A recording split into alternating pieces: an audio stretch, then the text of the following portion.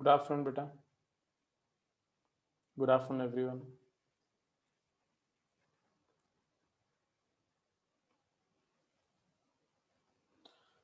Very good afternoon. Level 2 हम लोग discuss कर रहे थे ना लास्ट सेशन में। जो लास्ट डाउट सेशन था उसमें हमने कहाँ तक डिस्कस किया था?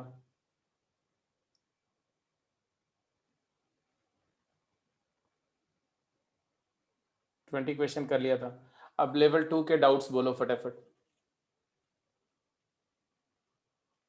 लेवल 2 के डाउट वैसे आगे भी एक डिस्कशन सेशन जो था दूसरी बैच का था उसको मैंने शेयर कर दिया था, अगर आपने देखा होगा तो कुछ और क्वेश्चंस भी हो गए होंगे।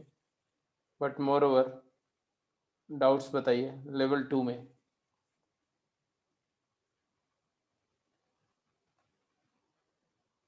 20 से 54 में क्या क्या डाउट हैं जल्दी बताइए। Question number 20 to 54।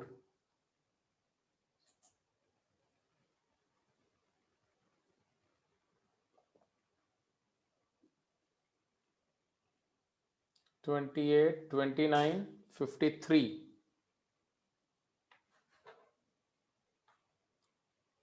ठीक है बेटा,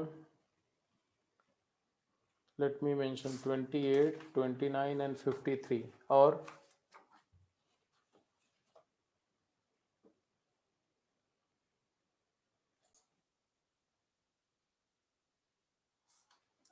ठीक है, जैसे ए एक्स वन है तो ए माइनस एक्स वन कैसे फाइंड करेंगे? एक्स वन की जगह माइनस एक्स वन कर देंगे, बस और कुछ नहीं करना पड़ेगा आपको। ए एक्स टू के लिए ए माइनस एक्स टू के लिए भी एक्स टू को माइनस एक्स टू से रिप्लेस करेंगे। तो बेसिक आइडिया ये है कि how do you find A x two inverse. A x two inverse केवल पहचान लो बस, और कुछ नहीं करना। ए एक्स टू का इनवर्स क्या होगा उस पर देखो, focus your attention towards A x two inverse. क्या समझ में आ रहा है, क्या दिख रहा है ये बताओ। ए एक्स टू इनवर्स कैसे निकलेगा? निकल जाएगा ए एक्स टू इनवर्स।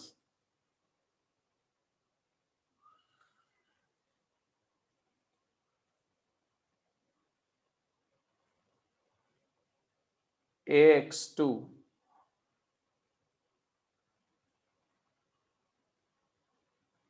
अच्छा एक बात बताओ, ए एक्स टू का डिटर्मिनेंट का वैल्यू क्या है? What is determinant of A x two? 1 है।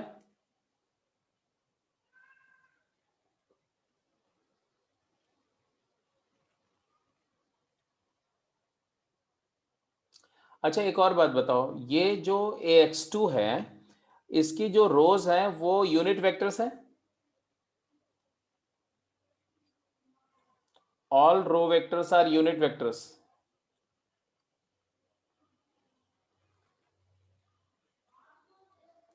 हम लोग कौन से क्वेश्चन की बात कर रहे हैं? Question number 28, assignment level 2। Determinant की वैल्यू 1 है, रो वेक्टर्स सारे के सारे यूनिट वेक्टर्स हैं और ऑर्थोगोनल भी हैं। R1 डॉट R2 ये दोनों वेक्टर जीरो है, ऐसे R1 डॉट R3 भी जीरो है, R2 डॉट R3 भी जीरो है कि नहीं? जल्दी बोलो। डॉट प्रोडक्ट करो तो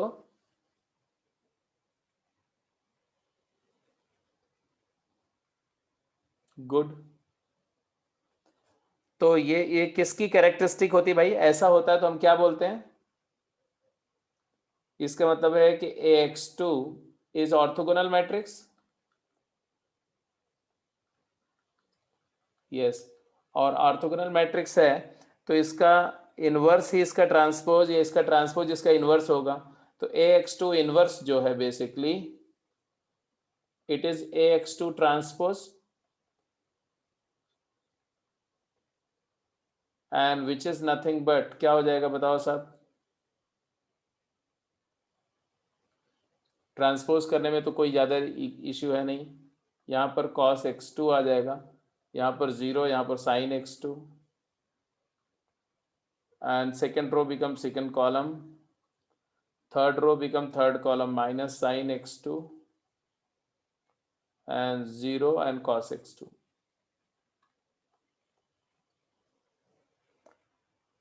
अब ये है तुम्हारा ए एक्स टू का इनवर्स, राइट?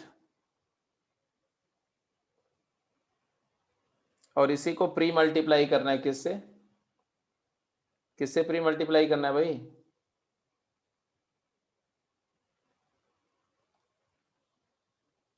ax1 से। तो अब यहाँ मैं लिख दे रहा हूँ ax1 इंटू ax2 का inverse is equal to this into this. ax1 क्या है, cos x1 minus sine x1 zero, sine x1 cos x1 zero, zero, zero, one. अब देखो तो, अब बताओ फटाफट बताओ आंसर क्या है।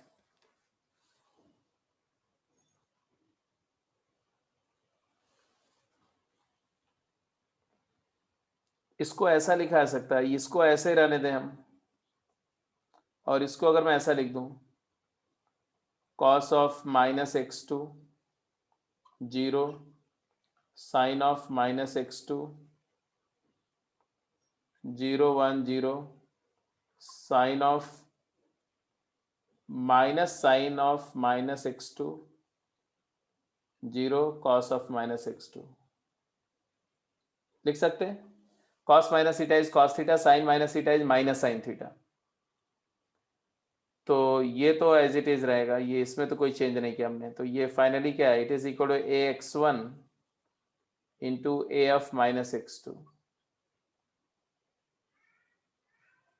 ए एक्स टू ये था, और इसी ए एक्स टू में एक्स टू की जगह पर माइनस एक्स टू रिप्लेस कर दो, तो यही बन रहा है ना ये, it is A x one into A of minus x two. Agreed. तो ऑप्शन कौन सा सही हुआ भाई, कौन सा ऑप्शन सही हुआ।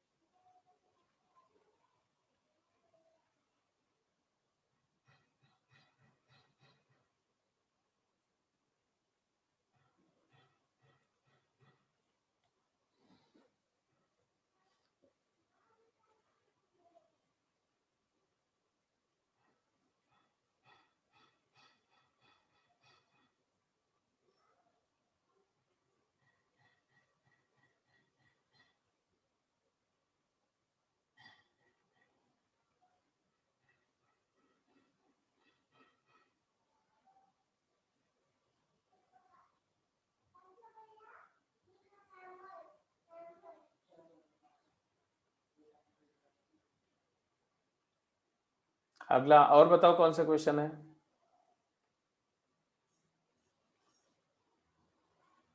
इसके बाद में कौन सा डाउट था, 28 के बाद 29।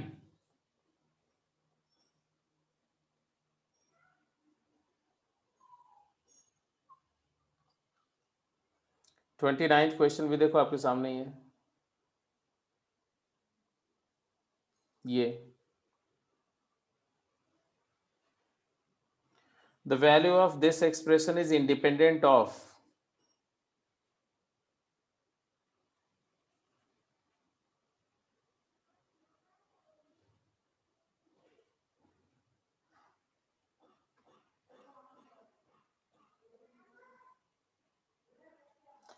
अगर मुझे x के रिस्पेक्ट में इंडिपेंडेंट दिखाना है, ध्यान से सुनो,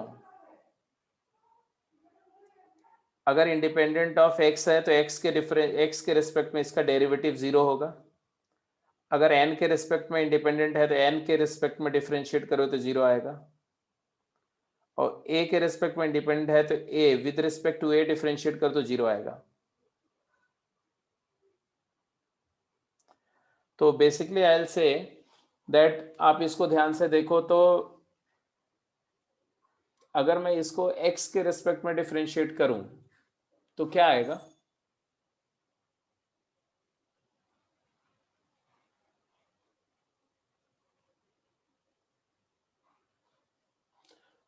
first row by row differentiate करोगे तो पहला डिटर्मिनेंट तो 0 आ जाएगा if you differentiate first row. Second determinant जो आएगा उसमें करके दिखाऊं, मान लो इसको fx मान लो fx, तो f डैश x क्या होगा, f dash x is equal to differentiating row by row, तो फर्स्ट तो आ जाएगा 0 0 0 और यहाँ पर जो भी आए एज इट इज रहेगा, second row third row as it is, इसकी वैल्यू तो 0 होगी। प्लस जो सेकेंड डिटर्मिनेंट आएगा वो इंटरेस्टिंग है। फर्स्ट रो के एलिमेंट होंगे ए स्क्वायर a1, सेकेंड रो को उसका डेरिवेटिव से रिप्लेस करो तो cos nx का डेरिवेटिव क्या आएगा, minus sine nx into n, तो n साइन nx, तो minus n into sine of nx, इसका डेरिवेटिव क्या आएगा,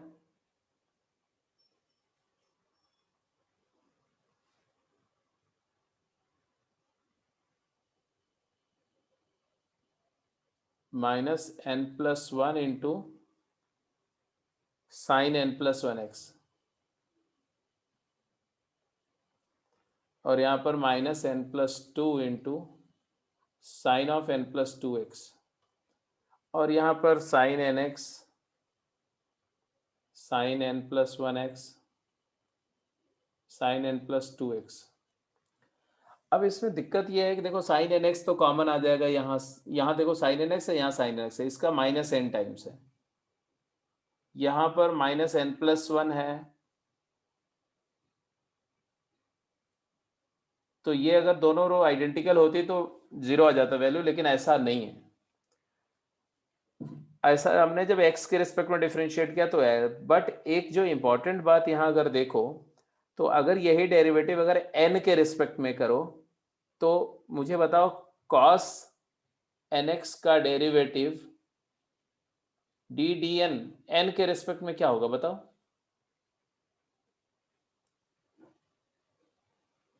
cos ऑफ nx को n के रिस्पेक्ट में डिफरेंशिएट करो, differentiate with respect to n not x, क्या होगा, तो ऐसा आएगा minus sine of x into n, और x इंटू एन को n के रिस्पेक्ट में डिफरेंशिएट करता आएगा इंटू x। ऐसे अगर d d n of cos n plus one x लिखो तब क्या आएगा,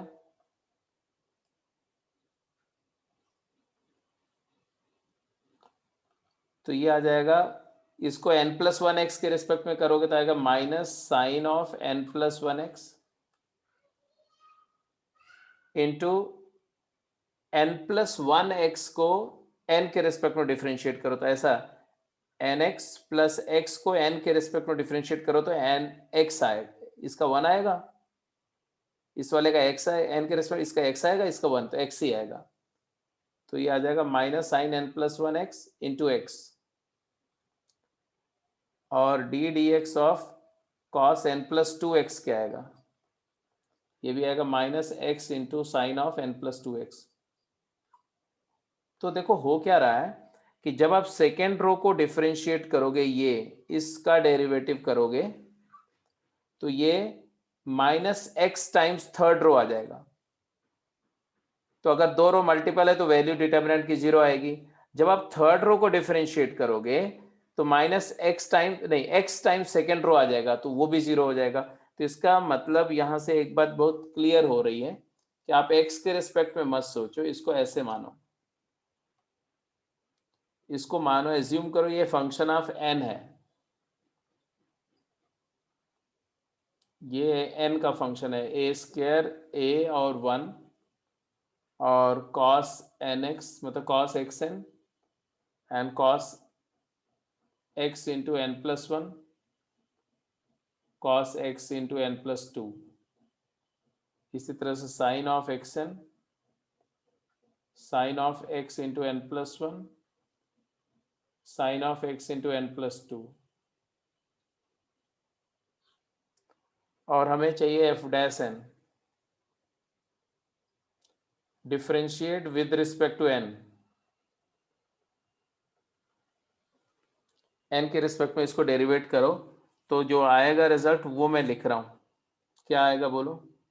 फर्स्ट तो जो आएगा वो 0 0 0, इसका derivative with respect to n, और second row as it is, third row as it is, plus second determinant जो आएगा वो क्या आएगा वो मैं लिख रहा हूँ। सेकेंड डिटर्मिनेंट क्या आएगा बताओ। First row as it is A square a1, second row का derivative with respect to n करोगे तो आएगा minus X sine N X minus X sine n plus 1x minus X sine n plus 2x।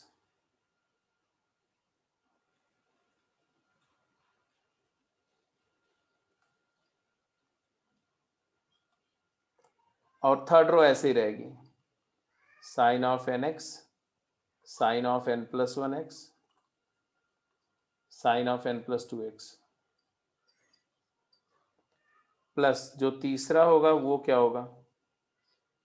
First row as it is A square a1, second row as it is रहेगी cos N X cos n plus 1x cos n plus 2x। Third row को derivative से replace करो, sine N X का derivative cos N X into X, X cos N X हो जाएगा, N के respect में differentiate करें, x cos N x, यहाँ पर x cos N plus 1x, यहाँ पर x cos N plus 2x।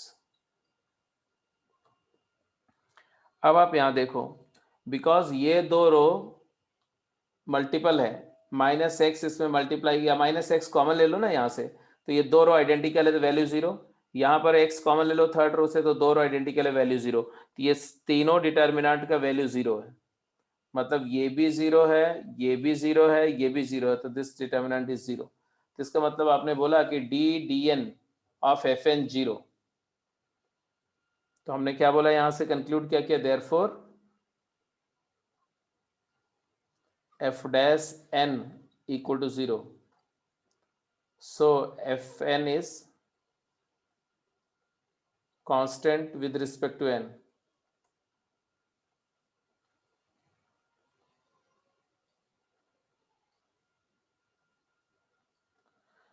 मतलब n को चेंज करने से ये डिटर्मिनेंट की वैल्यू चेंज नहीं होगी, and therefore it is independent of n, ये n से इंडिपेंडेंट है, दैट्स इट।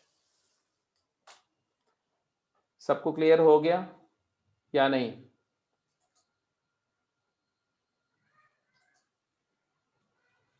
आगे चलिए, 29 के बाद क्या था, क्वेश्चन नंबर 29 के बाद, 29 के बाद आई थिंक आपने बोला था 36, क्वेश्चन नंबर 36 देखिए।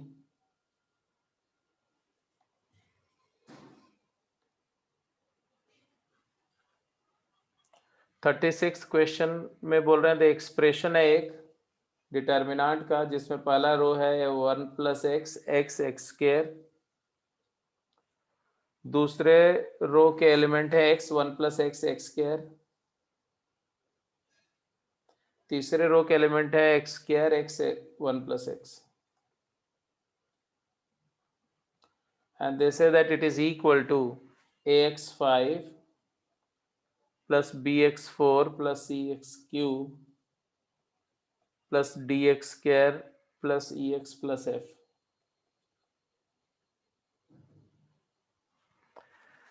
Then the value of e क्या होगा, e कैलकुलेट करना है। अब जरा ध्यान से देखो e है क्या, इसको एक्सपांड करोगे एक पॉलिनोमियल आएगा, और वो पॉलिनोमियल कैसा आएगा, तो 1 plus x into cubic 4 degree, x into 4 degree 5 degree, x square into cubic 5 degree, मतलब 5 डिग्री का एक पॉलिनोमियल आएगा, दिख भी रहा है। तो ये 5 डिग्री का पॉलिनोमियल है, ये भी है, मतलब एक आइडेंटिटी है, दिस इज एन आइडेंटिटी। हमें e चाहिए, x का कोइफिशिएंट चाहिए, coefficient of x,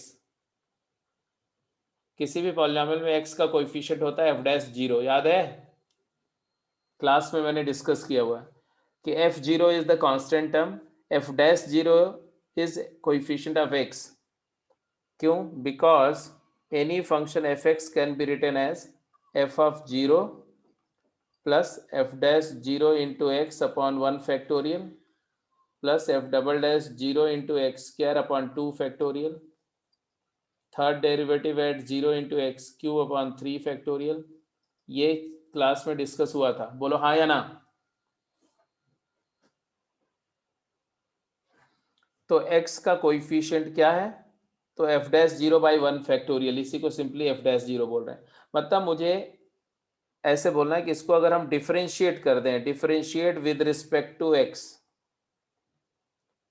and put x equal to 0, तो लेफ्ट हैंड साइड में डिफरेंशिएट करोगे x के रिस्पेक्ट में, रो बाई रो करो या कॉलम बाई कॉलम, आपकी मर्जी है. ठीक है, तो चलो मैं डिफरेंशिएट कर रहा हूं. तो पहला आएगा, फर्स्ट रो को डिफरेंशिएट करो बेटा, 1 1 2x, second row as it is, third row as it is,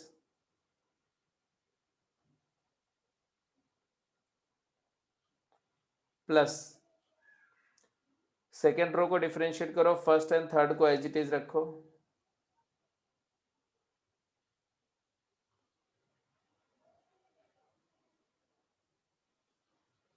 plus third row को डिफरेंशिएट करो,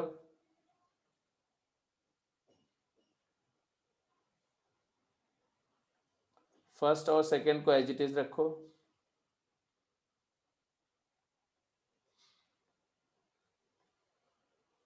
it is equal to, right side में क्या आएगा, जब आप x में डिफरेंशिएट करो तो आएगा 5ax की power 4 plus 4bx cube plus 3c(x square) plus 2dx plus e. अब इसमें आप x को 0 पुट कर दो, ये आइडेंटिटी में put x equal to 0. x को 0 पुट करते राइट हैंड साइड e आ जाएगा, और लेफ्ट हैंड साइड में ये डिटर्मिनेंट क्या आ जाएगा, x को 0 पुट किया 1 0 0 0 1 0 0 1 1,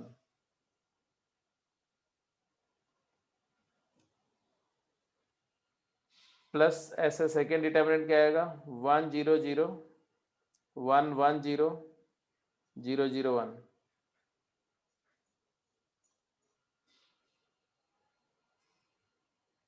ये सबको ट्राइंगुलर बनाया जा सकता है. इसका देखो, इसको 1 1 0 0 1 0 0 0 1, ये भी ट्राइंगुलर है. तो इसकी वैल्यू 1 है, इसकी वैल्यू 1 है, इसकी वैल्यू भी 1 है, और इसकी वैल्यू भी 1 है. तो e की वैल्यू 3 आ गई. चेक इट आउट, यही आ रहा है सबका.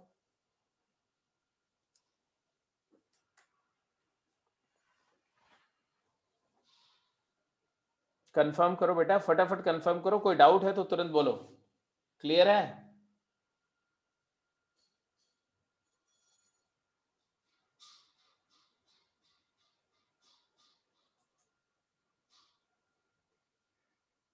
Go ahead, next.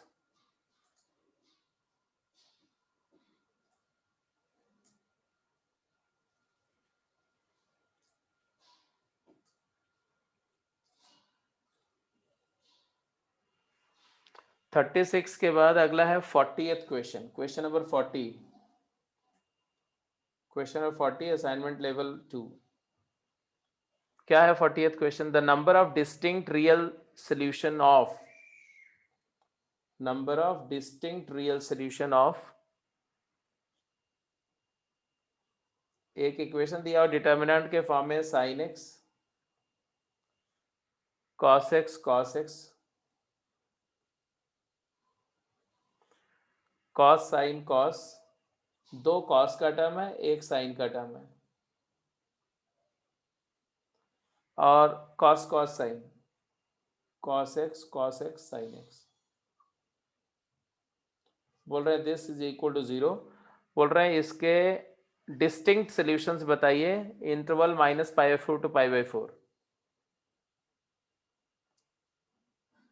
x belonging to -π/4 से π/4 क्लोज्ड।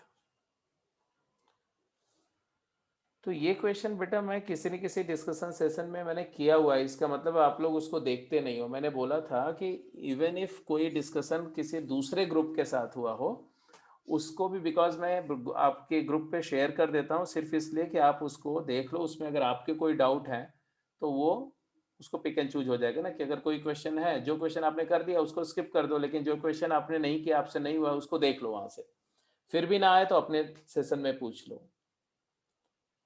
तो अब ये देखो, यहाँ पर अगर आप रो ऑपरेशन करते हो तो ये समेशन कांस्टेंट है। तो अगर मैं बोलता हूँ कि R1 is replace by R1 plus R2 plus R3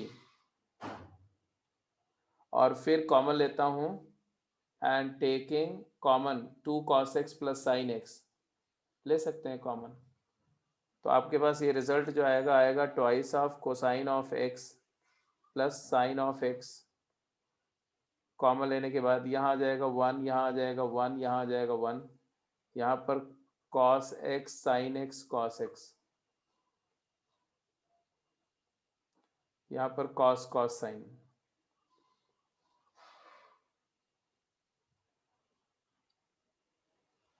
अब दो जीरो बना लो, 1 cosine x cosine x, C2 minus C1, C2 minus C1 करो तो यहाँ जीरो आ जाएगा, यहाँ पर साइन x माइनस कॉस, यहाँ जीरो, और C3 माइनस C1 कर दो तो यहाँ पर जीरो, यहाँ पर भी जीरो, यहाँ पर sine minus cos. It is a triangular now. अरे बोलो ट्राइंगुलर है कि नहीं, जल्दी बोलो।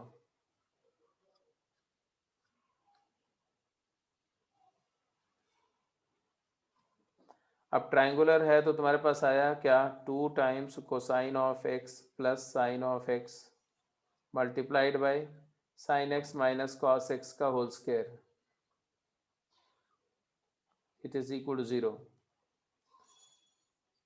यहाँ से एक आया कि या तो sine x equal to cos x हो जाए और 2 cos x plus sine x 0 हो जाए, 2 cos x plus sine x 0 हो जाए। मतलब अगर इसको देखोगे, cos से डिवाइड कर दो तो आ जाएगा 2 plus tan x 0, tan x is -2।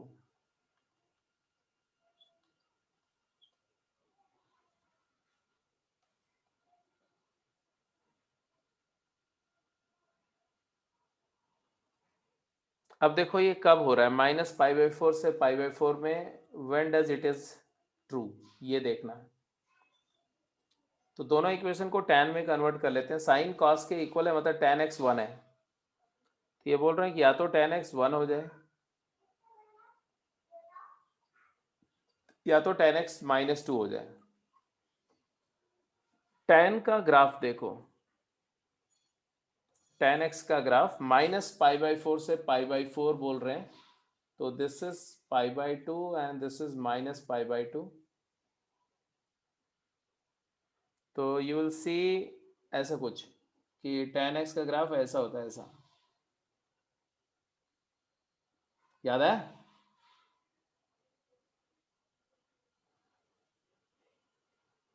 अरे बोलो भाई, ये सब तो आपने किया हुआ है +1 में। अब बोल रहे हैं tan x 1 कब होगा, तो ये तो दिख रहा है tan x 1 कब होता है, π/4 पर 1 होता है, और हमें π/4 यहीं से यहीं तक देखना भी है, -π/4 से π/4 तक ही वो हमें कंसीडर भी करना है, इसके बियॉन्ड तो बात भी नहीं करनी। ये पोर्शन है, इसी पोर्शन की बात करनी है हमें।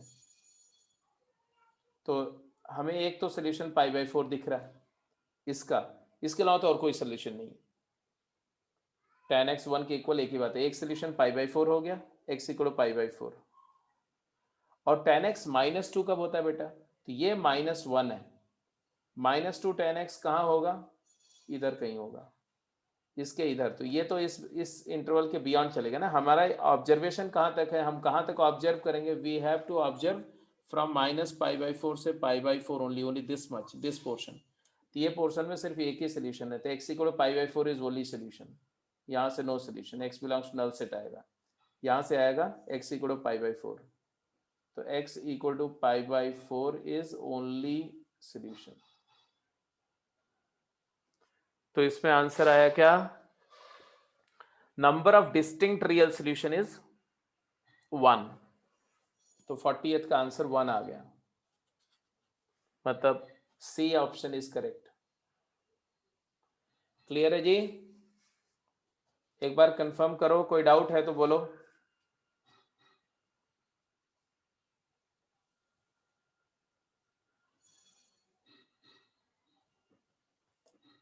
फोर्टियथ के बाद में 43 किसी ने पूछा था, ये इसमें से बहुत सारे क्वेश्चन ऑलरेडी डिस्कस हो चुके हैं उन सारे ग्रुप में। इसका मतलब है कि आप लोग बहुत लापरवाही से काम कर रहे हो। ये जितना टाइम आपके साथ स्पेंड हो रहा है ये सब आप ही के काम आने वाला है।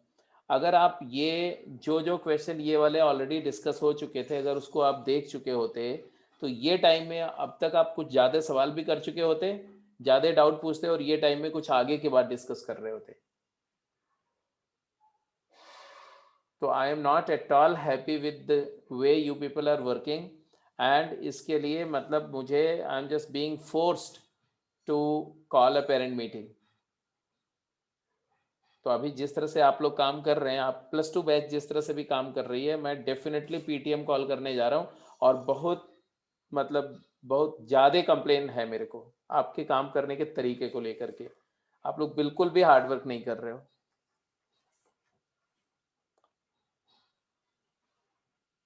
इसके बाद आपने पूछा 43rd क्वेश्चन भी डिस्कस हुआ पड़ा है।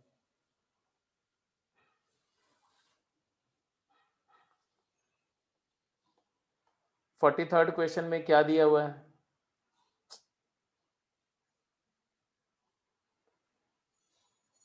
अगर इक्वेशन को ध्यान से देखो तो a-1 into x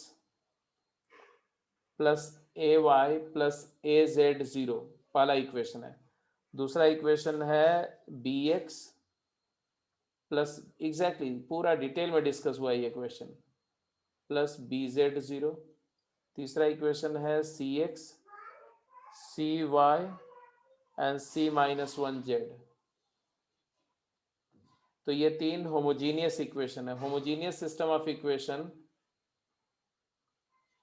homogeneous system of equation. अब जरा वापस आते हैं। हाँ जी, जरा एक एक करके बात करो मेरे से। अथर्व अनम्यूट करो आप।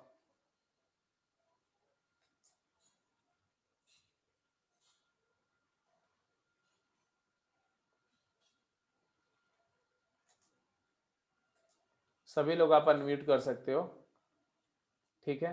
चलो मैं जिससे बात करूंगा, जिससे बोलूंगा वही लोग वही अनम्यूट करेगा अपने आप को। अभी अभी पहले तो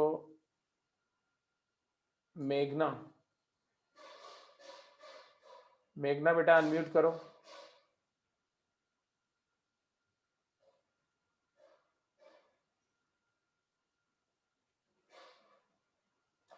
एम आई ऑडिबल? सभी बच्चे अपना वीडियो ऑन करें।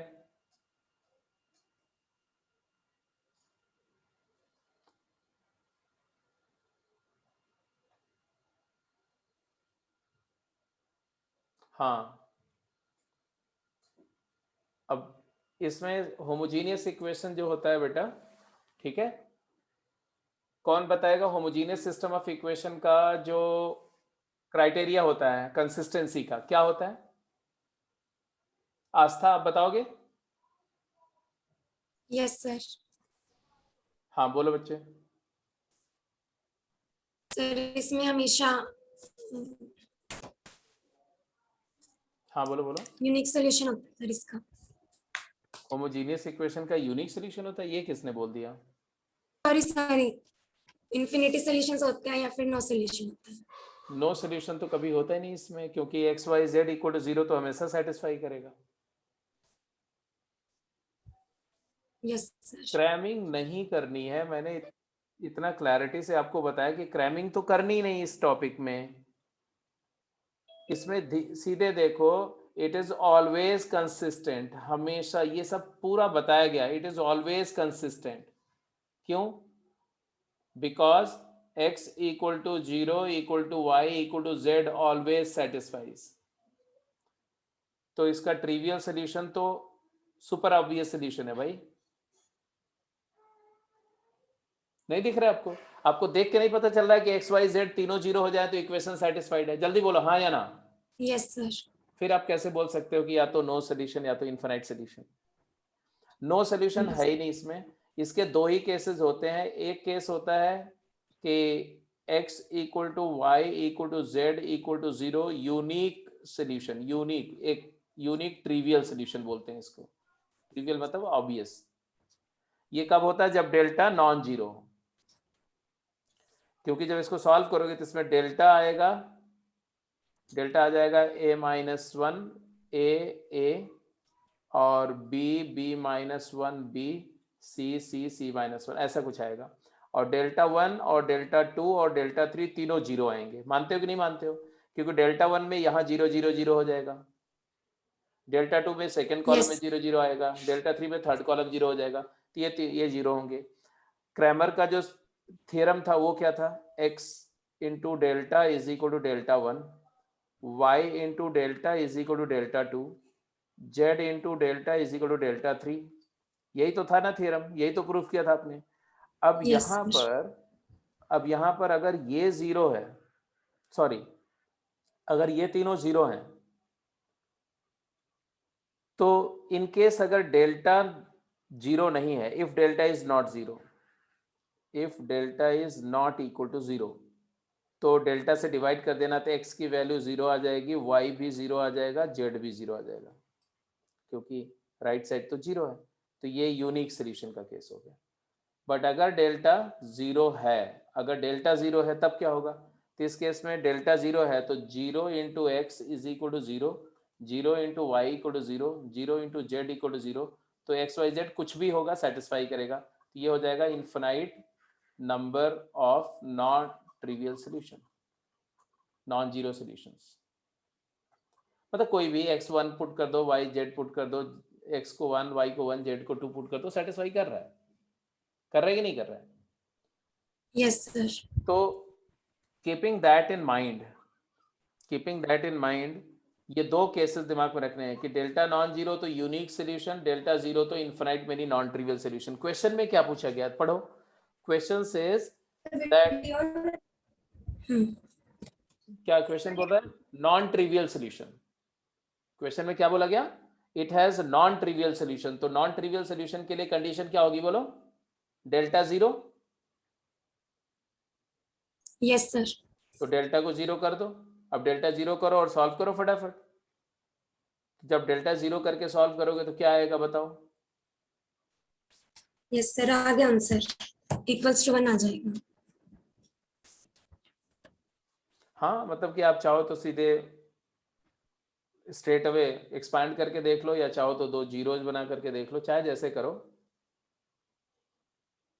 एक तो ये भी होता है ना कि आप ऐसे तीनों रो को ऐड कर लो तो क्या आएगा? a plus B plus C minus one common आ जाएगा, फिर ऐसा आ जाएगा 1 1 1, और यहाँ पर b माइनस वन बी, और यहाँ c माइनस वन। कौन सा ऑपरेशन किया?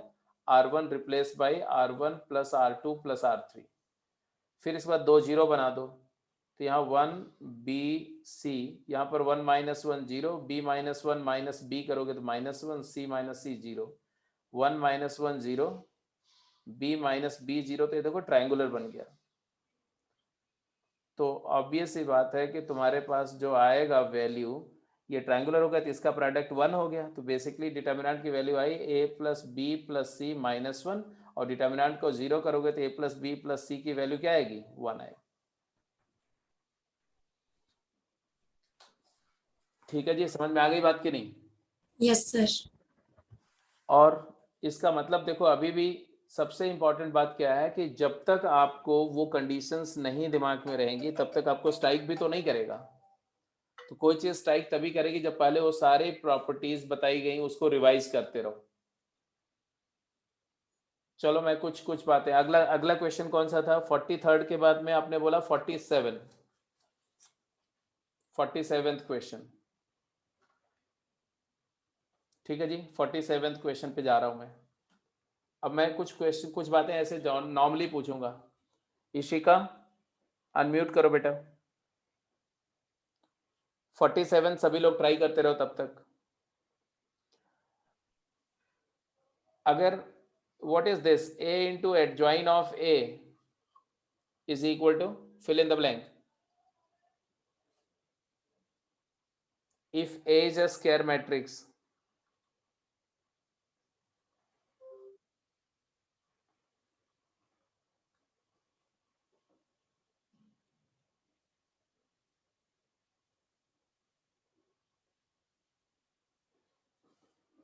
कौन बताएगा?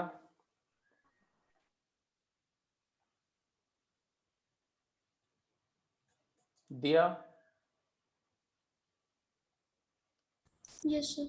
a into adjoint a क्या होगा?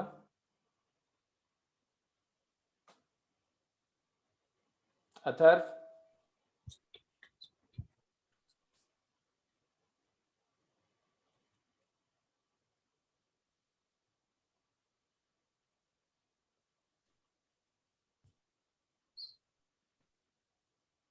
आस्था, determinant a into a to the power n minus 1. Determinant a into identity,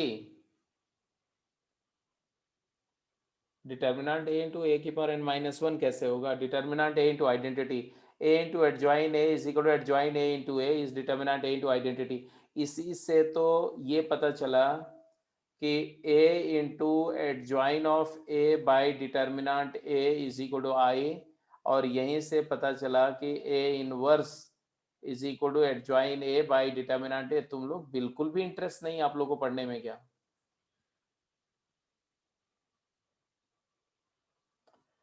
inverse of matrix किया था आपने?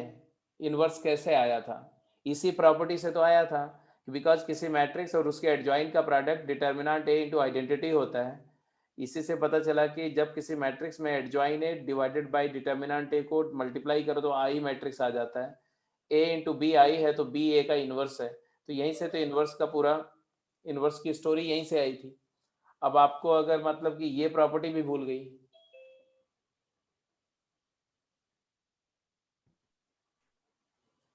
चलो अगली अगली प्रॉपर्टी मैं पूछ रहा हूं, देखते हैं कौन बताता है। मैं रैंडमली किसी से पूछूंगा।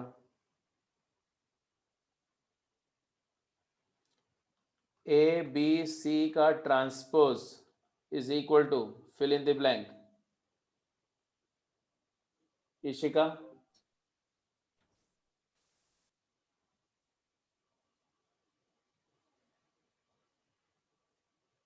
इशिका ट्रांसपोज को डिस्ट्रीब्यूट करते हैं तो क्या होता है बेटा प्रोडक्ट पे?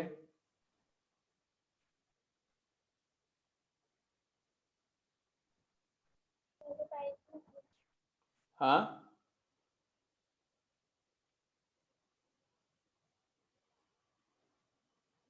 अनम्यूट तो करो अपने आप को। नहीं रिवाइज नहीं किया है तो फिर क्लास में फिर मैं क्लास से निकाल दूंगा।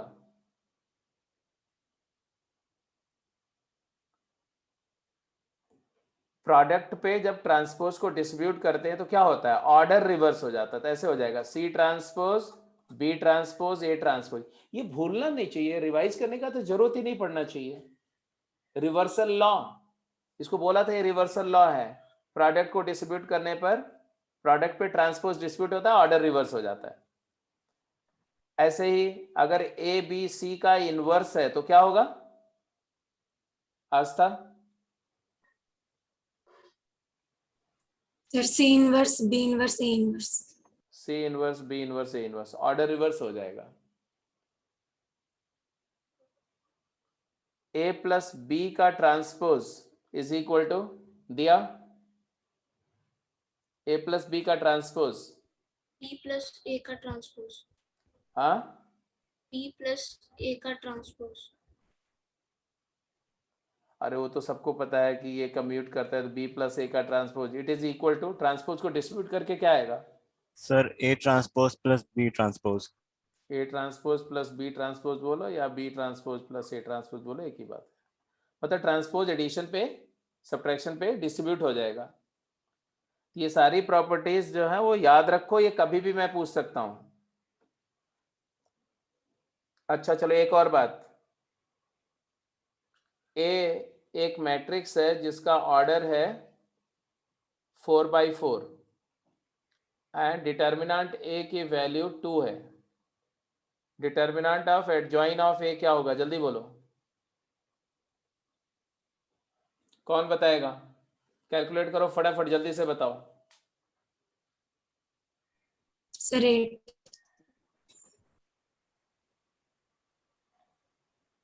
किसने आंसर दिया? आस्था? सर आस्था। हाँ हाँ, जी। क्या किया बोलो, बताओ क्या किया?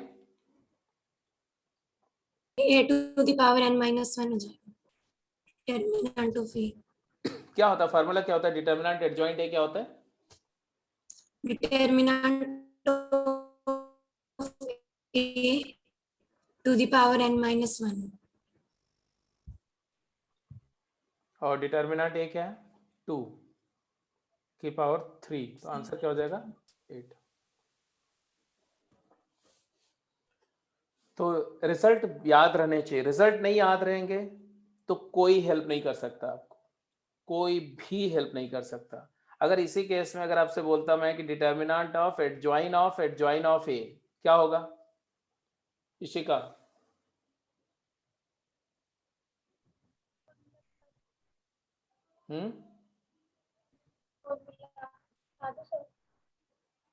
तुम्हारी आवाज नहीं आ रही, थोड़ा खाया खाना होना नहीं खाती क्या तुम? हैं? अभी सॉल्व करके बताती हूँ। कैलकुलेट करके बताओगी? अगर एडजॉइन ए को तुम बी मान लो तो ये determinant of adjoint of b हो गया, तो ये वाली प्रॉपर्टी अगर लगाओ तो एडजॉइन बी हो जाएगा डिटर्मिनेंट बी की पावर n माइनस 1। अब बी क्या है? एडजॉइन ए, तो एडजॉइन ऑफ ए का डिटर्मिनेंट की पावर n माइनस 1। एडजॉइन ए का डिटर्मिनेंट क्या होता है? डिटर्मिनेंट ए की पावर n माइनस 1 और पूरे की पावर n माइनस 1, तो आ जाएगा डिटर्मिनेंट ए की पावर n माइनस 1 का स्क्वायर। अब डिटर्मिनेंट ए तुमने कैलकुलेट किया हुआ दिया हुआ है, क्या दिया हुआ? 2 दिया हुआ है, तो आ जाएगा 2 की पावर 9 आ जाएगा ना, n minus 1 2, sorry n minus 1 2 होगा तो 2 की पावर 4 16 हो जाएगा। ठीक है, बोलो 16 होगा कि 4/4 था, 4 माइनस 1 3 था ना, तो 9, 2 की पावर 9 होगा आंसर। 2 की पावर 9 कितना होता है? 512।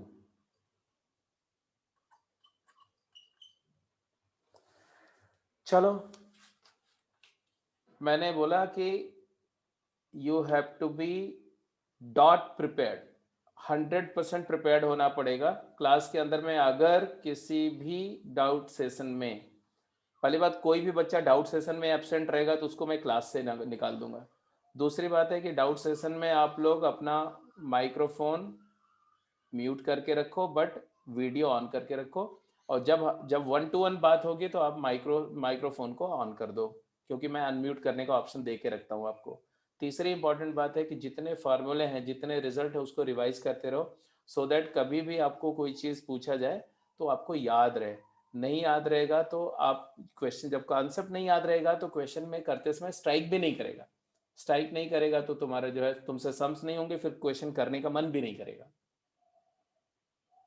अगर मान लो तुम्हारे को 10 क्वेश्चन आप ट्राई कर रहे हो और 10 में से 10 हो जाए तो तुम्हें मन करता है ना कि 11th भी कर लेते हैं, करता है कि नहीं करता है? लेकिन अगर 10 क्वेश्चन करो और उसमें से 10 के 10 ना हो तो क्या 11th का ट्राई करने का मन करेगा? बोलो हाँ या ना, करेगा?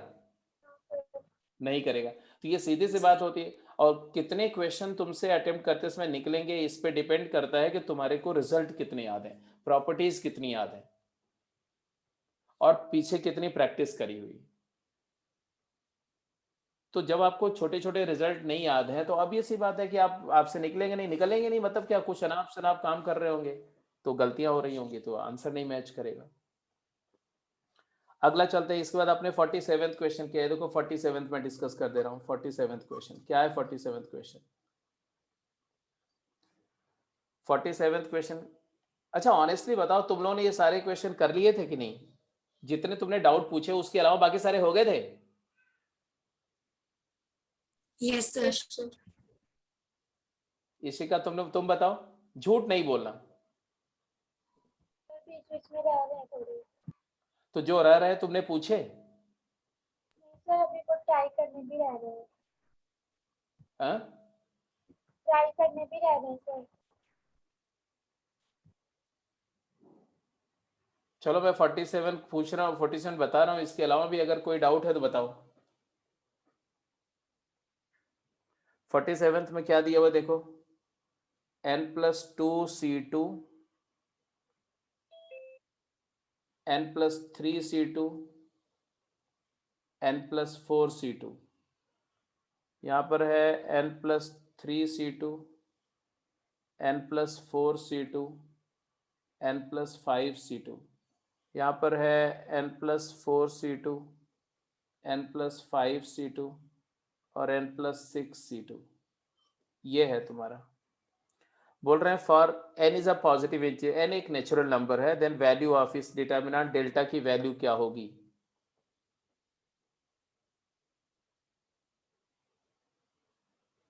क्या होगा बताओ, क्या करना चाहिए हमें? अगर आप ध्यान से देखो तो ये है n+2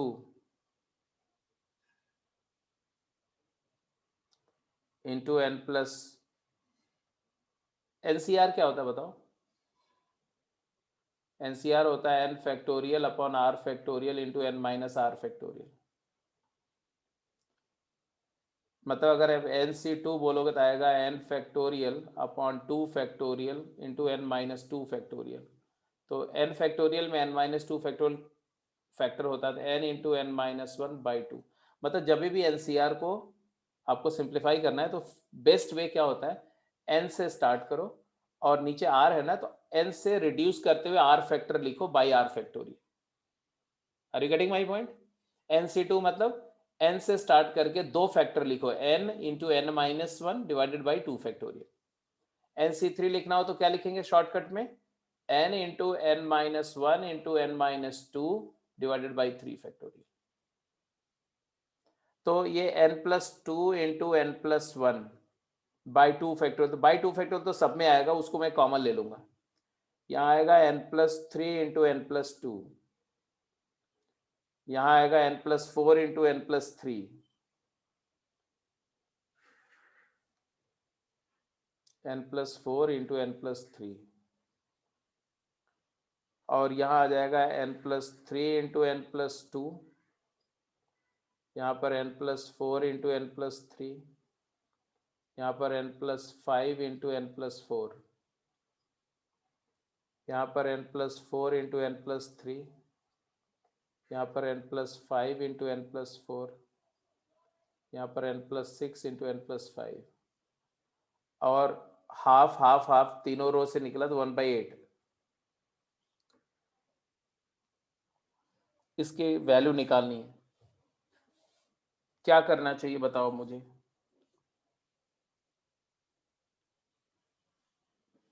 तो सबसे अच्छी बात यह है कि ये सारे टर्म क्वाड्रेटिक हैं, सारे क्वाड्रेटिक हैं, और क्वाड्रेटिक हैं तो आप हमेशा क्वाड्रेटिक में से क्वाड्रेटिक करोगे ना तो लीनियर हो जाएगा। तो आप ऐसा कर सकते हो कि R2 रिप्लेस बाय, या ऐसा लिख दो R2 replace by R2 minus R1 and R3 is replace by R3 minus R1, ऐसा कर दो।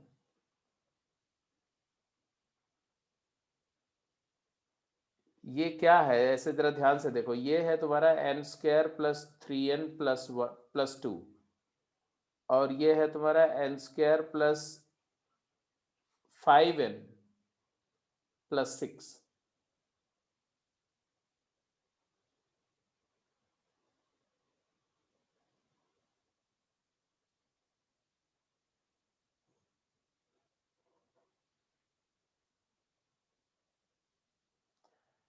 तो जब सब्ट्रैक्ट करोगे देखो एन स्क्वायर कैंसिल हो जाएगा, 5n में से 3n जाएगा तो 2n आएगा, 6 में से 2 आएगा तो 4 आएगा, तो एक्चुअली 2n प्लस 4 आएगा यहाँ पर। जबकि यहाँ देखो तो यहाँ पर आ जाएगा 5n और यहाँ पर आ जाएगा 7n, तो सब्ट्रैक्ट करके यहाँ भी 2n आ जाएगा, 4 3 जा 12 और 6 तो 6 आ जाएगा।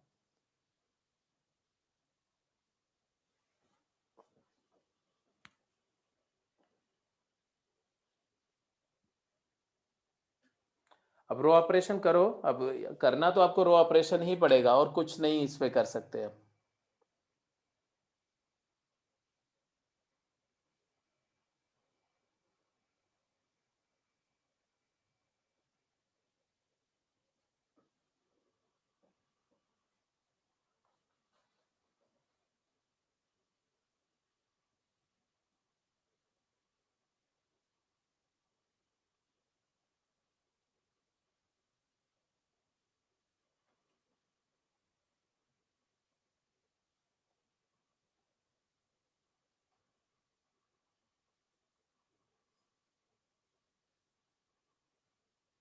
कर लो इसको सब्ट्रैक्ट करके, तो यहाँ पर क्या आ रहा है बताओ, 2n प्लस 4, यहाँ आया 2n प्लस 6, यहाँ आ जाएगा 5 4 9n और 7 2n प्लस 8,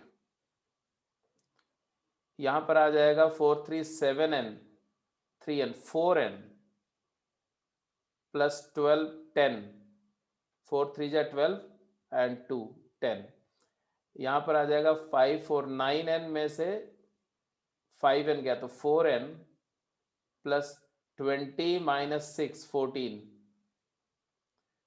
यहाँ पर 6 5 11n माइनस 7 4n प्लस 12 जाएगा, 30 में से 12 गया कितना आया, 30 माइनस 12 18, और यहाँ पर जो है वैसे रहने दो n plus 2 into n plus 1 and यहाँ पर n plus 3 into n plus 2, यहाँ पर n plus 4 into n plus 3। अगर सिंप्लीफाई करना चाहो तो अब इसका देखो, इसका डबल इसमें से सब्ट्रैक्ट करोगे तो यहाँ 2 आ जाएगा, इसका डबल इसमें से सब्ट्रैक्ट करो यहाँ भी 2 आ जाएगा, या इसका डबल इसमें सब्ट्रैक्ट करो यहाँ भी 2 आ जाएगा। तो इसके बाद अगला ऑपरेशन कर देना, R3 is replaced by R3 minus 2R2। ऐसा करने से ये जो एलिमेंट है ये सारे 2 2 2 हो जाएंगे, 2 2 2। अब ये 2 कॉमन ले लेना, तो 2 बाहर ले जाएंगे और यहाँ 1 1 1 कर देंगे और यहाँ पर 2 बाहर निकाल देंगे। अब इसके बाद देखो दो तीनों 1 बन गए, तीनों 1 बन गए तो दो 0 बना लो, C3 replace by C3 minus C1 and C2 replace by C2 minus C1।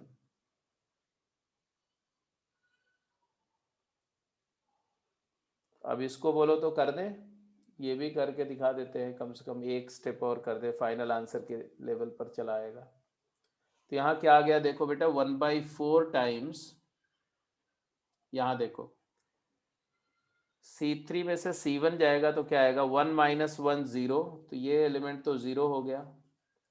2n plus 8 minus 2n plus 4 is 4, यहाँ 4 आ जाएगा, और इसमें से ये सब्ट्रैक्ट होगा तो n स्क्वायर कैंसिल हो जाएगा, 7n में से 3n गया तो 4n, और 4 3 जा 12 में से 2 गया तो 10। ऐसे C2 में से C1 सब्ट्रैक्ट होगा तो यहाँ पर 0 आ जाएगा, 2n प्लस 6 में से 2n प्लस 4, 2n प्लस 6 में से 2n प्लस 4, इसमें से ये गया तो आ गया 2, और इसमें से ये सब्ट्रैक्ट होगा तो n स्क्वायर कैंसिल हो जाएगा, 5n में से 3n गया तो 2n, और 6 में से 2 गया तो 4, 2n प्लस 4, और यहाँ जो एलिमेंट है उसको हम छुएंगे नहीं, n+2 एज इट इज रहेगा, n+1 एज इट इज रहेगा, ये 2n+4 no need to disturb, ये 1। अब जरा देखो, अब तो इसको एक्सपेंड कर दो तीसरे रो से, थर्ड रो से एक्सपेंड कर दो और आपका आंसर आ जाएगा। क्या आया लिख दो।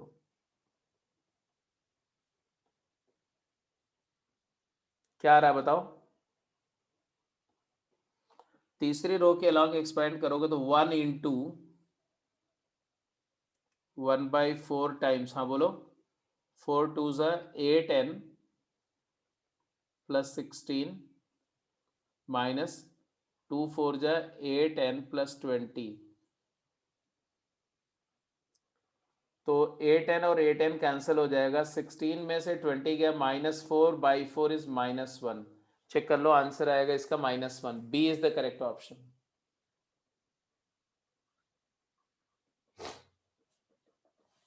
समझ में आ गया।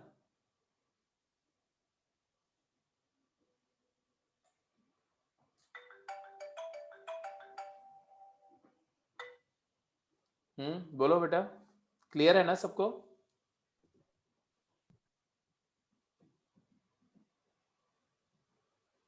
और कौन सा डाउट था 47 के बाद, कौन सा डाउट तुमने पूछा। 52 के अलावा कोई डाउट है तो फटाफट बोल दो अब।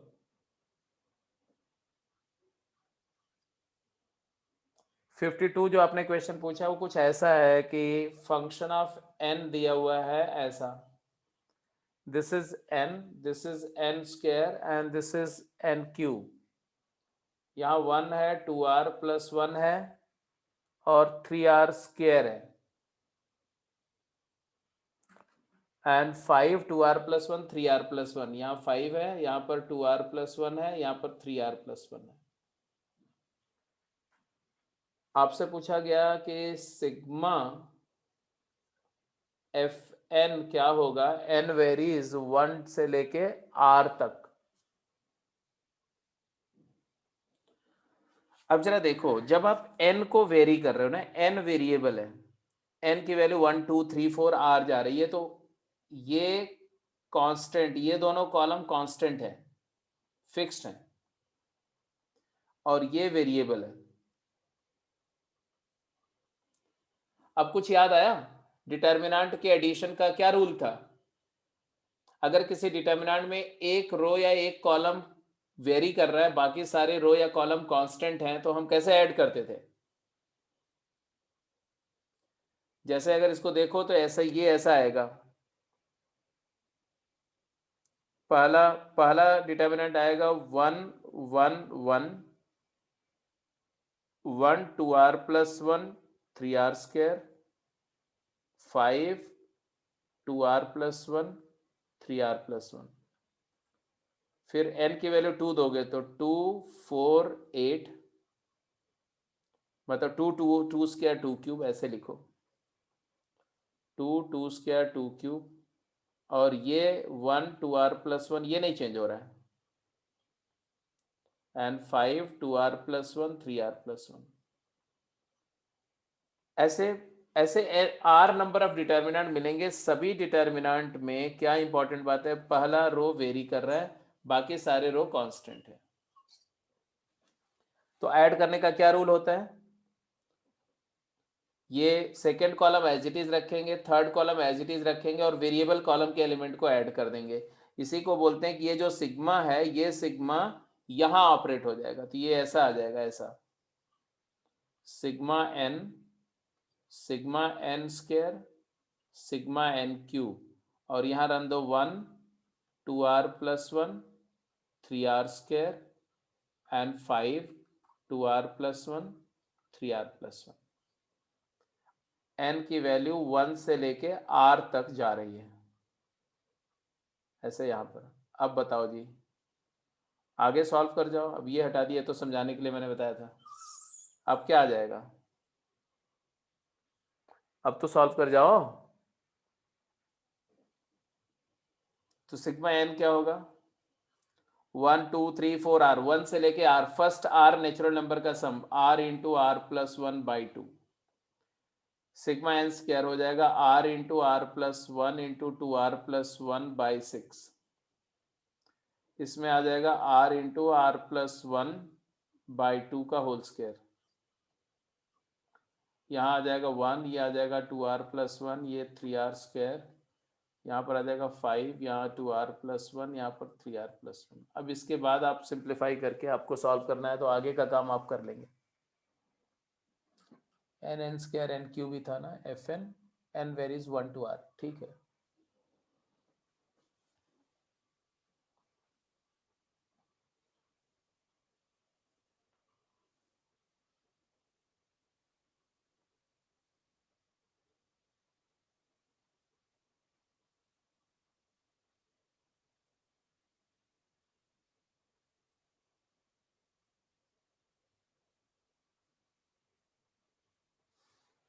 आगे का काम कर लेंगे बेटा, इसके बाद इसको सिंप्लीफाई कर लेंगे। बोलो।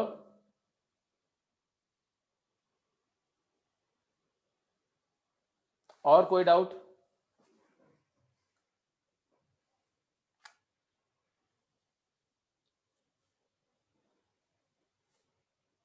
इसके अलावा किसी क्वेश्चन में कोई डाउट है तो फटाफट बोलो जल्दी से।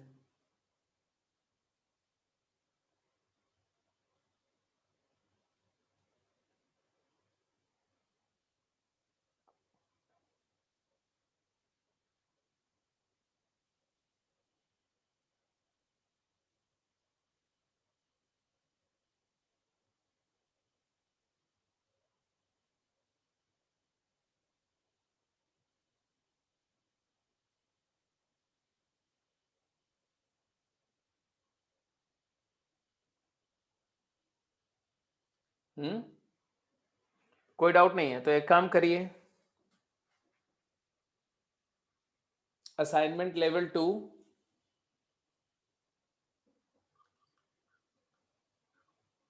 No 3 question number 1 to question number 10 solve करिए। 20 मिनट टाइम है। चलिए फटाफट शुरू हो जाइए जल्दी से। लेवल 3 का पहला क्वेश्चन, दूसरा, तीसरा, चौथा, पांचवा, छठा, सातवां, आठवां, नौवां, दसवां, फर्स्ट 10 क्वेश्चन करने हैं। इजी सम्स हैं, बहुत डिफिकल्ट नहीं है, कैलकुलेशन बहुत कम है, तो जल्दी करके बताइए, क्विक।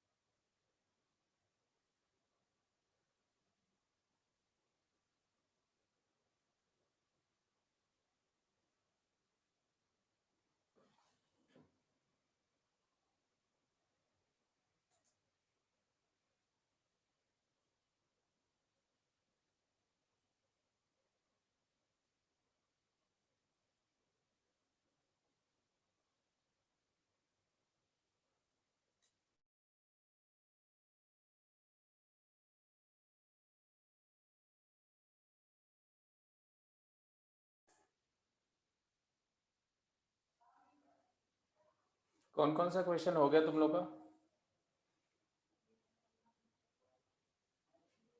फर्स्ट हो गया बेटा सबका? दिया यस सर। फर्स्ट हो गया? Yes sir.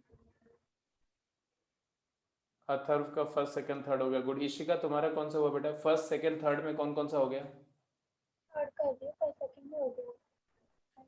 हाँ, फर्स्ट सेकंड थर्ड तीनों हो गया? सर थर्ड कर रही हूँ अभी। अच्छा, फर्स्ट और सेकंड हो गया, राइट? Yes sir. ठीक है। फर्स्ट वाली बात तो सीधी सी बात है। फर्स्ट में कुछ ऐसा है कि अगर आपको पता है कि अगर कोई ऐसा होता है और 101y, तो इसका प्रोडक्ट होता है 101x प्लस वाई।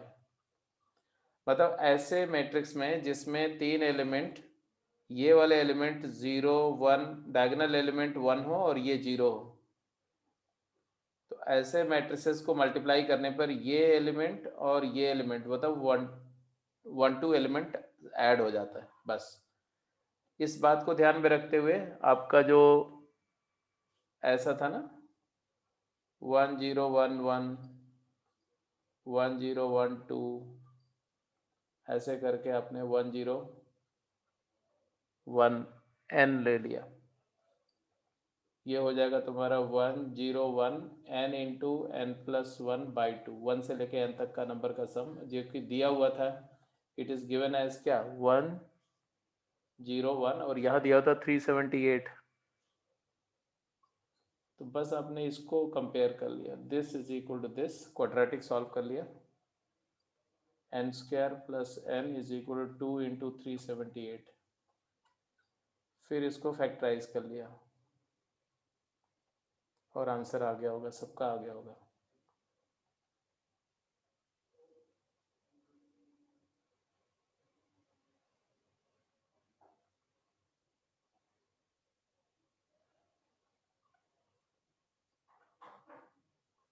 इसको सॉल्व करके n इक्वल टू 27 आ गया होगा, तो मैं इसको सॉल्व नहीं कर रहा हूँ। सेकेंड क्वेश्चन स्ट्रेट अवे था। सेकेंड क्वेश्चन में तो सीधे सीधे प्रॉपर्टी थी a into adjoin of a, अभी आपने किया था जस्ट। अब देखो, अब वो प्रॉपर्टी अगर नहीं याद है तो आप इस क्वेश्चन को कर ही नहीं सकते। और इन्होंने बोला कि डिटर्मिनांट, इसका तो ऐसा आ जाएगा, determinant a 0 0 0, determinant a 0 0 0, determinant a।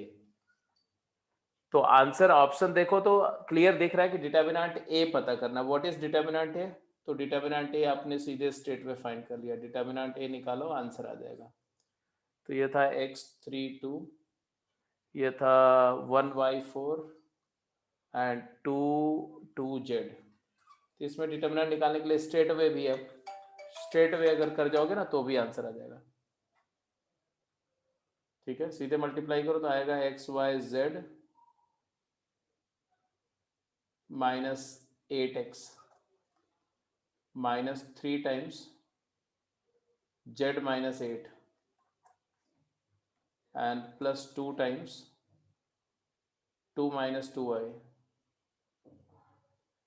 और if you simplify the same quantity तो x y z की वैल्यू 60 दी हुई है, माइनस कॉमन ले लो तो 8x plus 3z plus 4y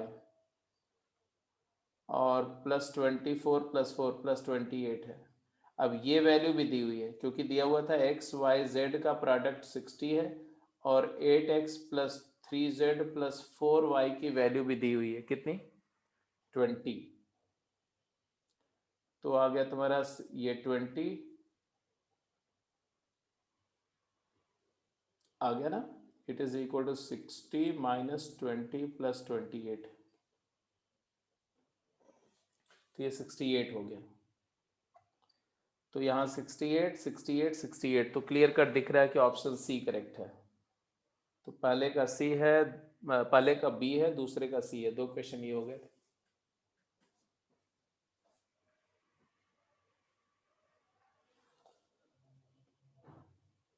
third question भी हो गया सबका। इशिका हो गया तुम्हारा थर्ड?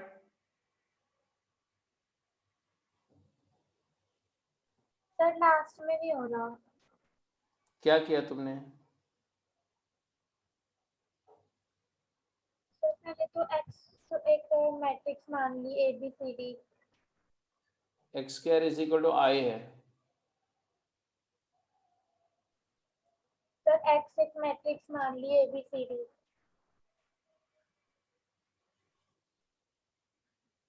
चलो वो भी ठीक है, आपने ऐसा मान लिया ए बी सी डी का स्क्वायर इज इक्वल टू 1 0 0 1, ऐसा लिया। Yes sir. ये तो ऑब्वियसली अगर ऐसा करोगे तो तुम्हारे पास क्या आएगा, ए बी सी डी, इसमें तो पूरा जनरल सोल्यूशन ही आ जाएगा। बट अगर आप थोड़ा और क्लेवरली वर्क करते ना तो उससे भी आसानी से आता। देखो इसमें आएगा A square plus B C, A B plus B D, C A plus D C and C B plus D square.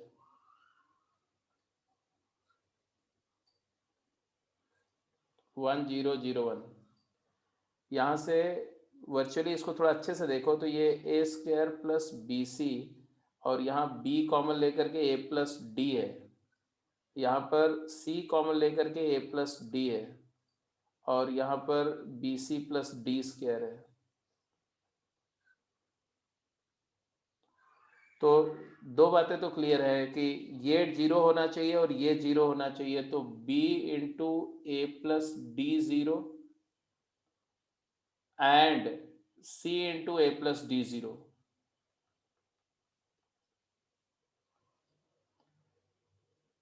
एक ये इक्वेशन है, ये इक्वेशन है, इसके अलावा एक है b c plus a square zero, तीसरा इक्वेशन नहीं, जीरो नहीं 1।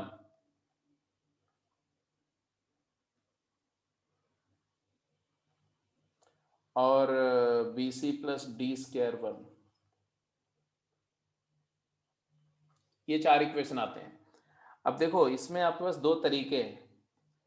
एक तो यहां से देखो तो ये दोनों बातें जीरो कब होगी, जब a प्लस डी जीरो हो जाए। तो यहां से तो तुम्हारा आया कि a प्लस डी जीरो हो जाए, या तो a प्लस डी जीरो हो जाए और या b एंड c दोनों जीरो हो जाए। a plus D non zero हो बट b और c दोनों जीरो हो जाए।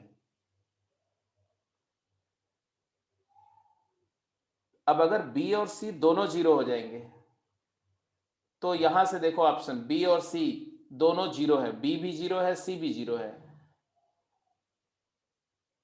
या मान लो एक सिर्फ b जीरो है, तो सिर्फ b जीरो करते हो तो ये जीरो हो गया, तो ए स्क्वायर की वैल्यू 1 डी स्क्वायर की वैल्यू 1, तो a plus minus 1 D plus minus 1 ऐसा आ जाएगा।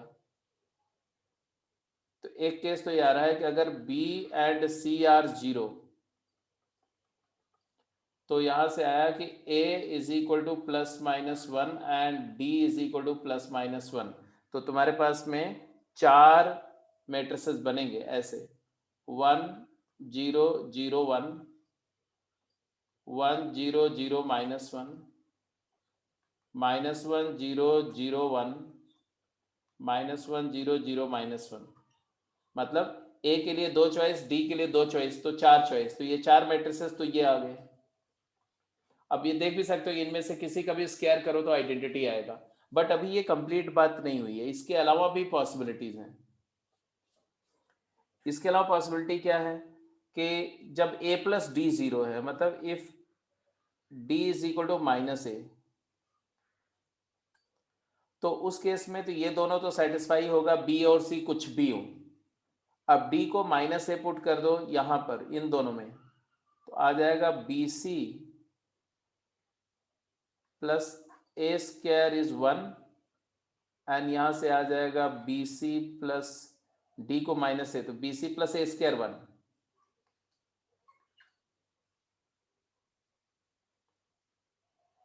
तो यहां से तुम्हारा बी सी की वैल्यू हो जाएगी ए स्क्वायर 1 माइनस ए स्क्वायर। तो C को आप 1 माइनस ए स्क्वायर अपॉन बी लिख सकते हो। तो उसमें कई सारे मैट्रिसेस और भी बनेंगे, ऐसे कुछ बनेंगे। मैंने बोला कि डी की जगह माइनस ए कर दो, तो यहाँ पर ए कर दो, यहाँ पर माइनस ए कर दो, और यहाँ पर बी कर दो, और सी की जगह लिख दो 1 माइनस ए स्क्वायर अपॉन बी।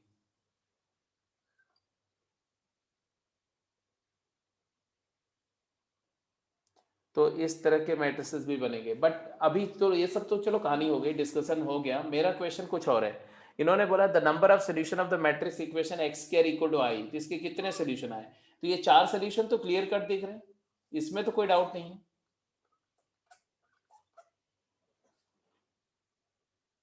तो ऑप्शन पे जाओ तो क्या है, 0 wrong, second option 1 wrong, 2 wrong, more than 2, तो more than 2 is the correct option. तो बात खत्म हो गई, आगे क्या हम सोचे या ना सोचे।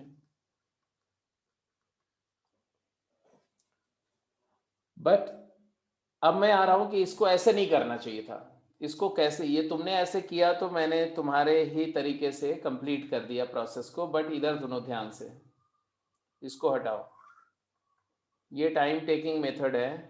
आप ऐसे सोचो, आपको ये पता है ना कि दो स्केलर मैट्रिसेस का प्रोडक्ट भी स्केलर होता है। डायगोनल को डायगोनल से मल्टीप्लाई करो तो एक डायगोनल मैट्रिक्स आएगा।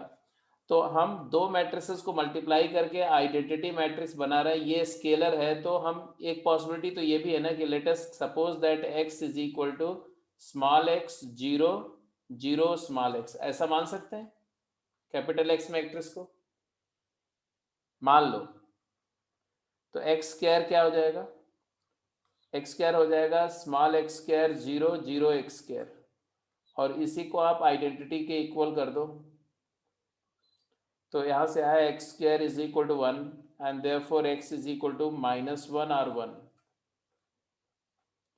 तो यहां से अपने आप ही आ गया ना कि 1, एक्स की वैल्यू 1 डालो तो 1 0 0 1 हो गया। एक्स की वैल्यू -1 डालो तो -1 0 0 -1 हो गया।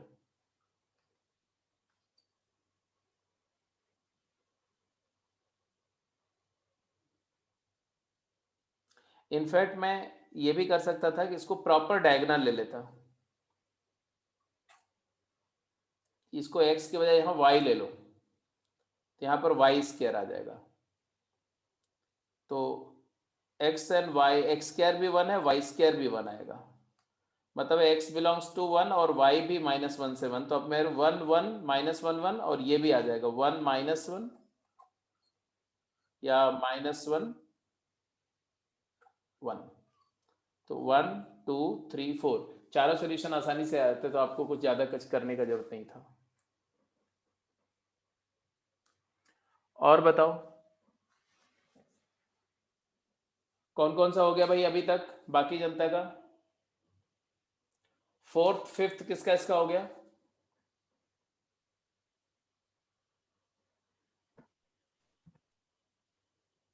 इशिका, दिया, सर फोर्थ हो गया, फिफ्थ कर रही हूँ। फोर्थ का आंसर क्या आया?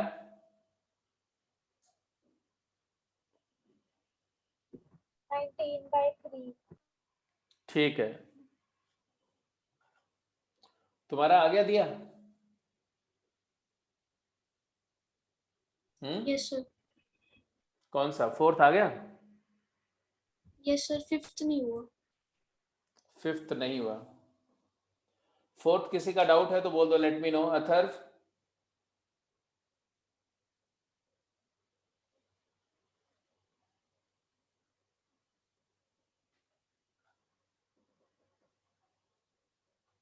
देखो फोर्थ क्वेश्चन क्या है।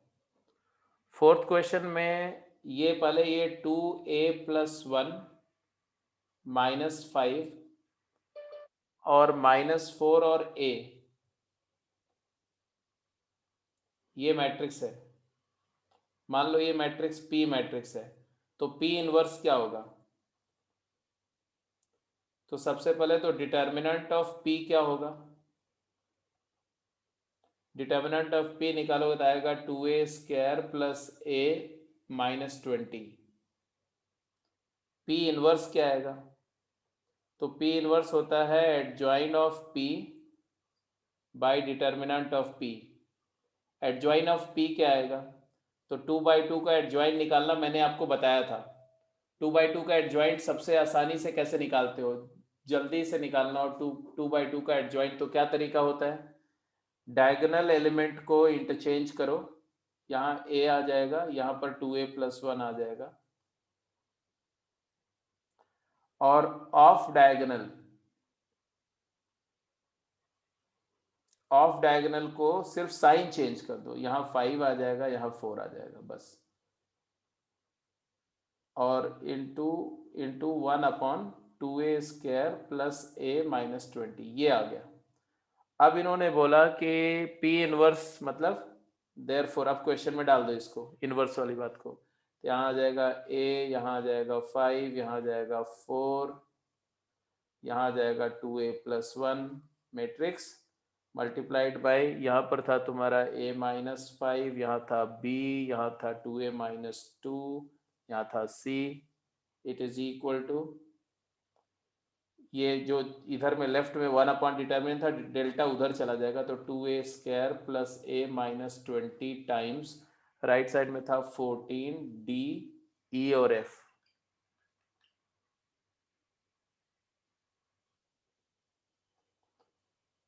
अब इन्होंने बोला कि भाई कब होगा, अब इक्वेट करो, तो दिस इंटू दिस करोगे तो क्या आएगा, a × a - 5 + 5 × 2 = 10a - 10 is equal to this into this आ जाएगा ना, ये तो स्केलर है, मल्टीप्लाई होगा, तो 14 × 2 = 28a² + 14a - 14 × 22 80।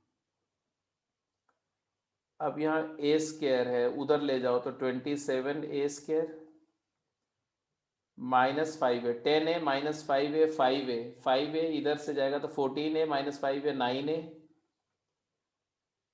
और इसमें इधर है तो -270 इक्वल टू 0।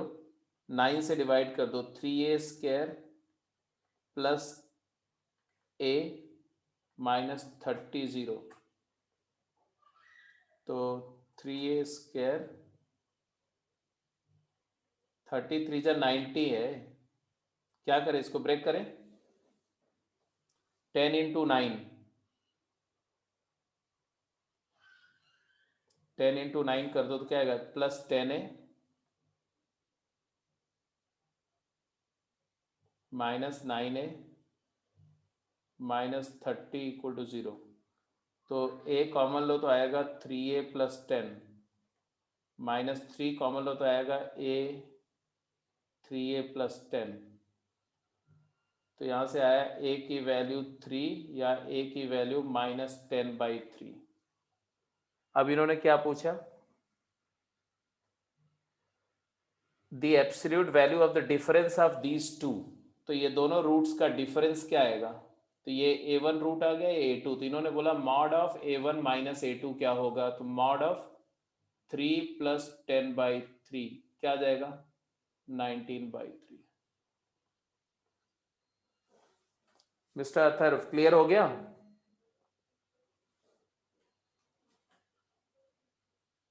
फिफ्थ हो गया, ठीक है।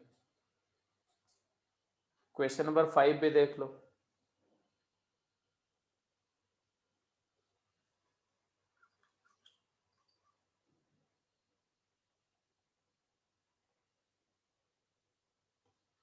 फिफ्थ क्वेश्चन में क्या दिया, ए दिया हुआ है 2141, ये असाइनमेंट लेवल 3 डिस्कस हो रहा है, 5वां question.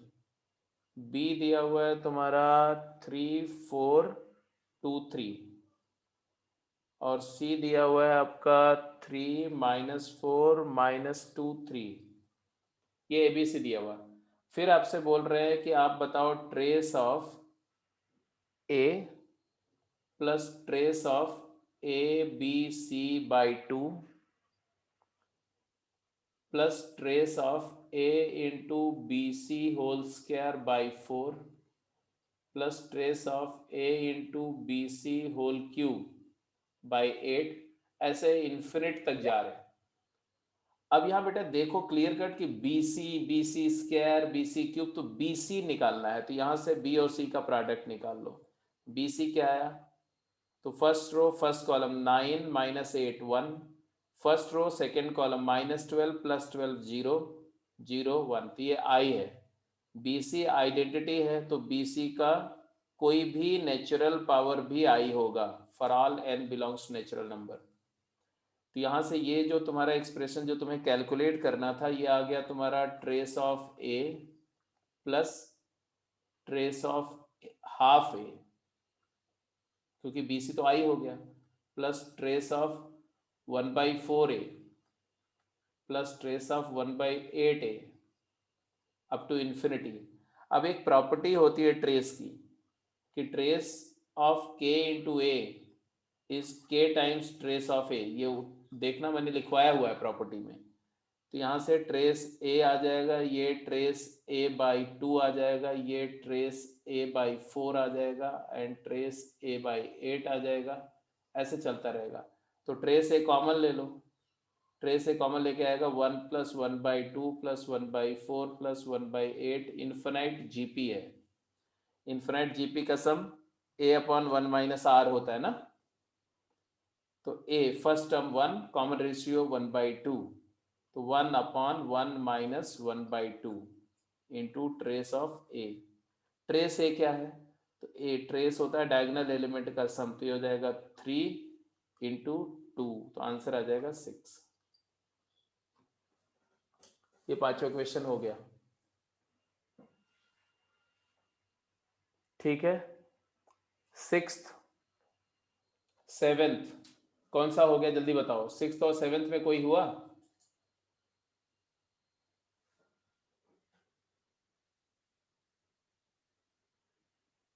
Question number 6, question number 7,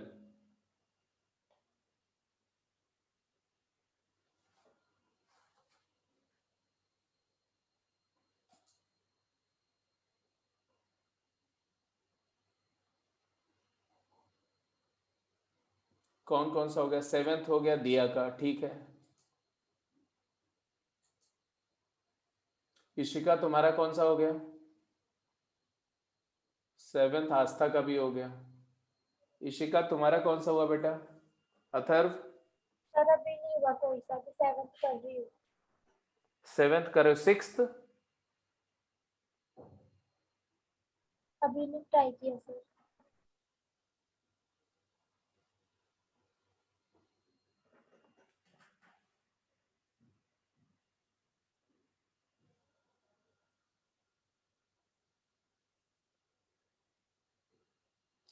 अब देखो अभी जस्ट टॉक टू मी, ठीक है, वो ट्राई तो करते रहेंगे आप। अभी सभी लोग जरा वीडियो ऑन कर लो और बात करो मेरे से।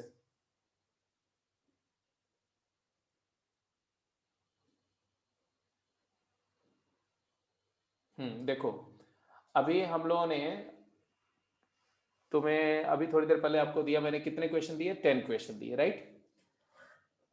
10 क्वेश्चन कौन से लेवल के दिए? किस लेवल असाइनमेंट में 10 क्वेश्चन दिए गए आपको करने के लिए?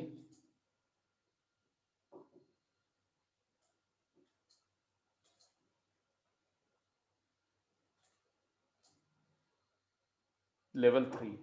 Level 3 is supposed to be a difficult level assignment, right? JEE advance की असाइनमेंट बोलते हैं। लेवल 3 में 10 क्वेश्चन करने के लिए आपको टाइम दिया था मैंने 20 मिनट, ठीक है। अच्छा 20 से 25 मिनट मान लो, अभी कितना टाइम हुआ? इट इज 3:59, 3:35 के आसपास मैंने दिया था आपको, मतलब 20 से 24 मिनट हुए मैक्सिमम। अब आप खुद देखो कि आपने, मैंने किसी क्वेश्चन को मैंने नहीं सॉल्व किया, फर्स्ट 5 क्वेश्चन आप लोगों ने अपने आप निकाला है, मतलब 5 से 6 क्वेश्चन आपने 25 मिनट में अटेम्प्ट किए हैं।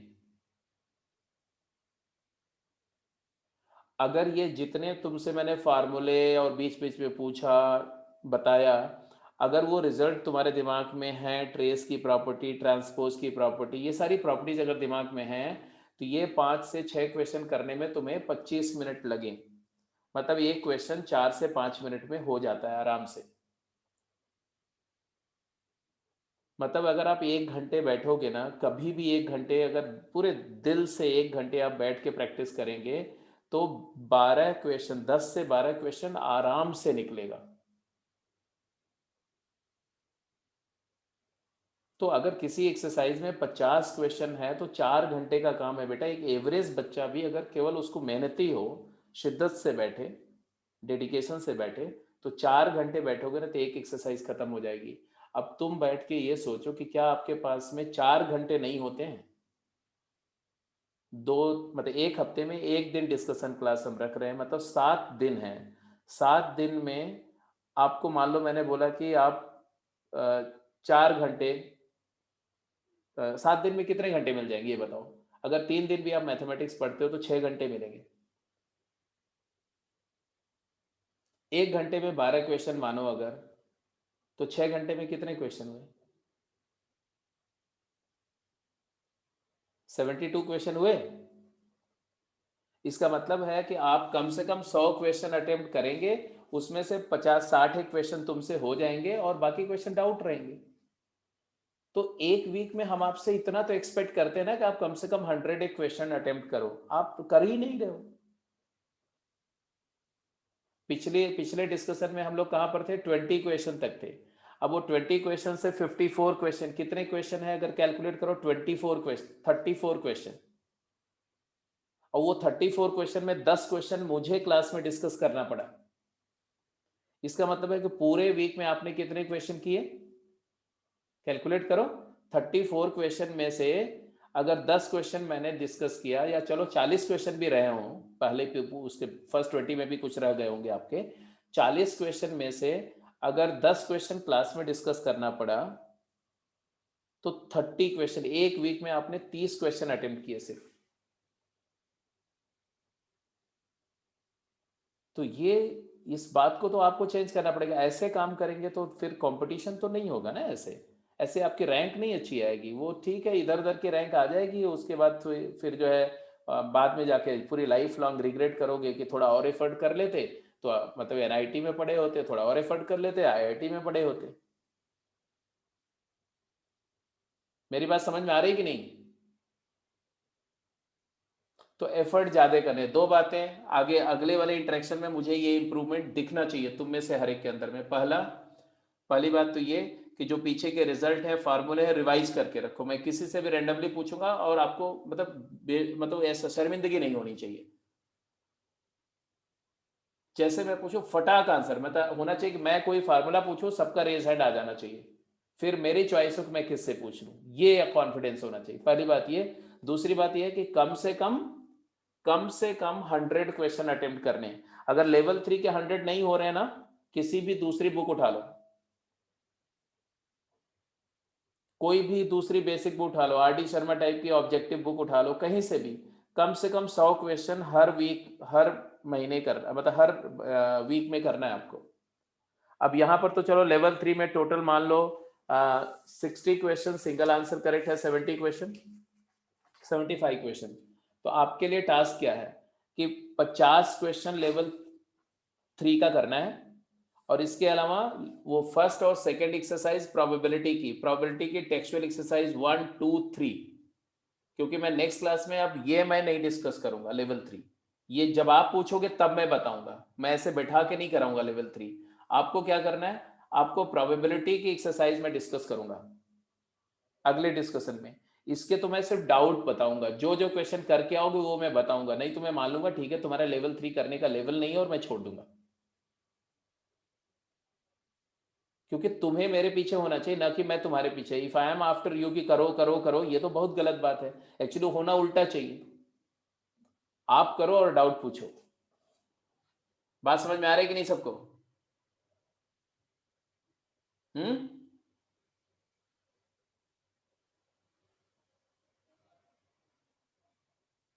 चलो ठीक है, फिर नेक्स्ट क्लास में मिलते हैं। मैंने बता दिया क्या करना है। इशिका कुछ बात करनी है तुम्हें?